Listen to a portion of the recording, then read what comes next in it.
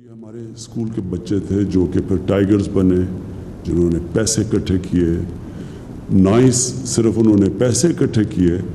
لیکن جب وہ پبلک کے اندر گئے پیسے اکٹھے کرنے کے لیے تو جو پبلسٹی ملی، اس پبلسٹی کی وجہ سے ہم آخر میں اتنا پیسہ اکٹھا کر سکے کہ پاکستان کا پہلا ایک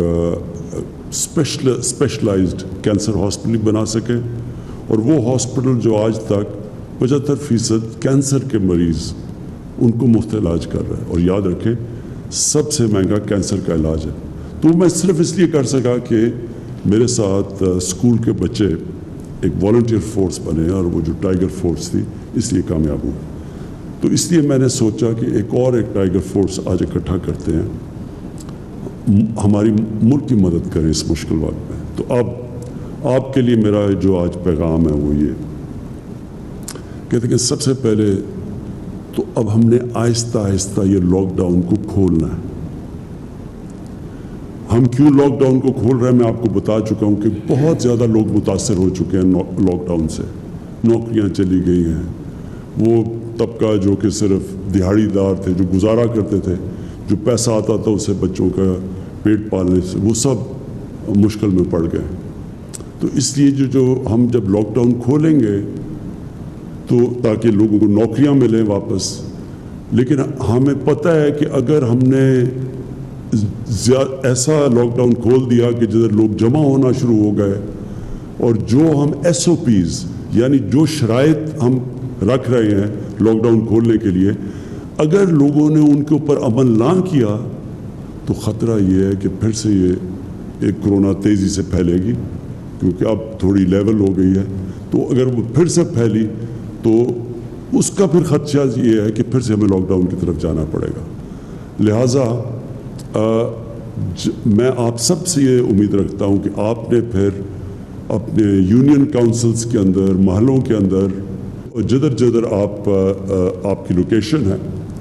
آپ نے پھر لوگوں کے اندر یہ اویئرنیس پیدا کرنی ہے، آپ نے پبلسائز کرنا ہے کہ SOPs کیا ہے۔ جس طرح مسجدوں کے اندر ہم نے کہا ہوا ہے، شرائط رکھی ہوئی ہے کہ اگر تراویح پڑھنے جانا ہے تو یا مسجدوں میں جانا ہے آپ نے تو وہ فاصلے رکھنے آپس میں، اور پھر کئی اور ہم نے شرائط رکھی ہوئی ہیں۔ تو یہ والنٹیئرز کا، یہ ٹائیگرز کا کام ہوگا کہ لوگوں کو آگاہ کریں کہ یہ اگر مسجد کھل رہی ہے تو آپ نے مسجد میں جانا ہے تو یہ آپ نے ان شرائطوں پہ عمل کرنا ہے، اگر دکانیں کھل رہی ہیں تو تب آپ نے کیا کرنا ہے، اگر فیکٹریاں کھل رہی ہیں تو آپ نے لوگوں کو آگاہ کرنا ہے اس چیز پہ۔ حالانکہ یہ جب ہم کھولیں گے فیکٹریز اور دکانیں اور سب چیزیں تو اس میں ذمہ داری جو فیکٹری کا مینیجر ہے اس کی ذمہ داری ہوگی، جو دکان چلاتا ہے اس کی ذمہ داری ہوگی، لیکن عوام کے اندر ہمارے ٹائیگر فورس جا کے لوگوں کو آگاہ کرے گی۔ سب سے بڑی تو یہ ذمہ داری ہے، کیونکہ یہ سب سے بڑا ہمارے لیے چیلنج اب ہوگا کہ ایک طرف لوگوں کو کرونا سے بھی بچائیں، اور دوسری طرف ہم یہ بھی دیکھیں کہ لوگ بے روزگاری سے، بھوک سے نہ مریں، تو ان کے لیے روزگار بھی ہو اور پھر کرونا سے بھی بچائیں۔ اس بیلنس کے لیے آپ ٹائیگرز کی ضرورت پڑے گی کہ پبلک کے اندر یہ اویئرنیس کیمپین کریں، لوگوں کو آگاہ کریں کہ کن شرائط کے مطابق ہم لاک ڈاؤن کو کھول رہے ہیں۔ دوسری چیز جو میں پہلے کہہ چکا ہوں، مسجدیں، ان کے اندر یوٹیلیٹی سٹورز، میں بھی کہوں گا بھی ہمارے یوٹیلیٹی سٹورز کے چیئرمین بیٹھے ہوئے ہیں، میں اس کے ڈاکٹر ظفر مرزا کو یہاں بٹھایا ہوا ہے کیونکہ بہت زیادہ میڈیکل پروفیشن کے لوگ جو میڈیکل فیلڈ سے تعلق رکھتے ہیں انہوں نے بھی ہمارے ٹائیگرز بنے ہیں۔ تو یہ ڈاکٹر مرزا کو کہوں گا کہ آپ کو گائیڈ کریں، یوٹیلیٹی سٹورز کی ذوالقرنین آپ کو بتائیں گے چیئرمین کہ ان کے اندر آپ نے کیسے کیا چیز دیکھنی ہے جا کے یوٹیلیٹی سٹورز پہ۔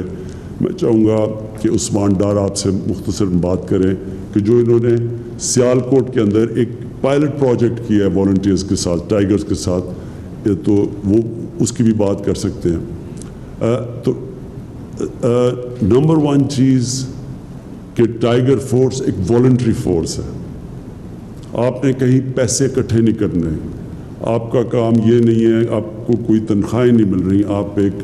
جہاد لڑ رہے ہیں ہمارے ساتھ مل کے, اور آپ جوائن کریں, ایڈمنسٹریشن کے ساتھ مل کے آپ کام کریں گے. تو جو لوکل ایڈمنسٹریشن ہے, جو ایک بڑا پروگرام ہم نے لانچ کیا 2 دن پہلے, وہ ہے کہ ہم جو لوگ بے روزگار ہوئے ہیں, جو اس لاک ڈاؤن کی وجہ سے لوگ بے روزگار ہوئے ہیں, ان کی رجسٹریشن کروانی ہے آپ نے. تو میں آپ جو یونین کونسل کا آفس ہوگا, جو ہماری ایڈمنسٹریشن ہوگی, وہ اس آفس میں وہ ایک ڈیسک بنائے گی, اور ادھر آپ لوگوں کو رجسٹر کریں گے. جو لوگ بے روزگار ہوئے ہیں, لوگ خود بھی اپنے آپ کو رجسٹر کر سکتے ہیں, لیکن ہم یہ سمجھتے ہیں کہ وہ جو ویب سائٹ کے اوپر اپنے آپ کو رجسٹر کرنے کی فارم بھرنی ہے, وہ شاید زیادہ لوگ نہ کر سکیں. اس لیے آپ میں سے زیادہ تر پڑھے لکھے لوگ ہیں جنہوں نے والنٹیئر کیا, تو آپ ان کی مدد کریں تاکہ وہ رجسٹر کریں, اور پھر ہم ان کو ایک فلٹر کر کے اپنے اساس پروگرام کے ذریعے جو نادرا کے ڈیٹا بیس ہے, ان کو فلٹر کریں گے کہ واقعی وہ مستحق ہیں, اور ان کے بعد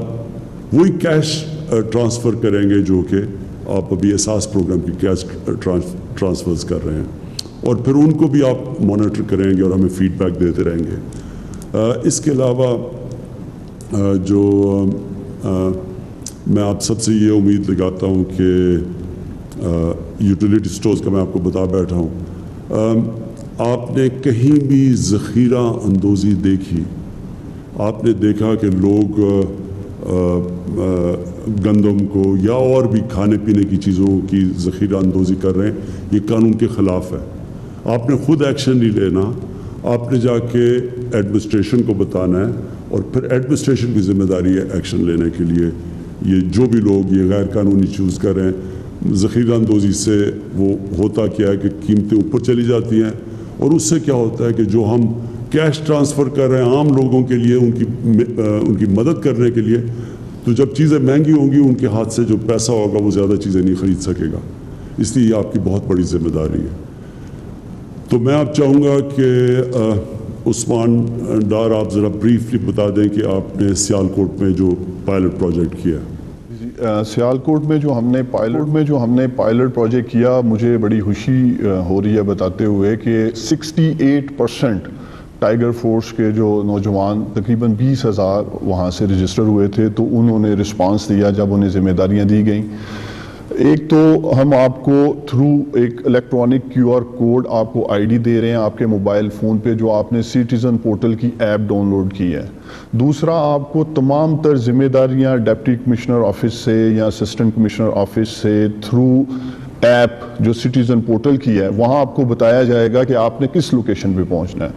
مثلاً ہم نے 4-5 جو کام کیے ڈسٹرکٹ سیالکوٹ میں, ایک 203 بیڈ کا فیلڈ ہاسپٹل آپریشنلائز کیا, اس کے لیے CM پنجاب سردار عثمان بزدار صاحب تشریف لائے. 403 کے قریب جو ہیلتھ ورکر تھے سیالکوٹ سے جو رجسٹر ہوئے, جس میں 71 MBBS ڈاکٹر تھے, تو وہ ماشاءاللہ وہاں آئے, انہوں نے اپنی ہیلتھ کی سروسز جو ہیں وہاں آ کر MS جو ہیں ہاسپٹل کے ان کے ساتھ سارا انہوں نے بات کی اور انہوں نے آغاز کر دیا. اسی طرح سیالکوٹ میں 3000 مساجد ہیں, جس کے اوپر ہمیں سیکیورٹی کے لیے بھی SOPs کے لیے بھی ہیومن ریسورس درکار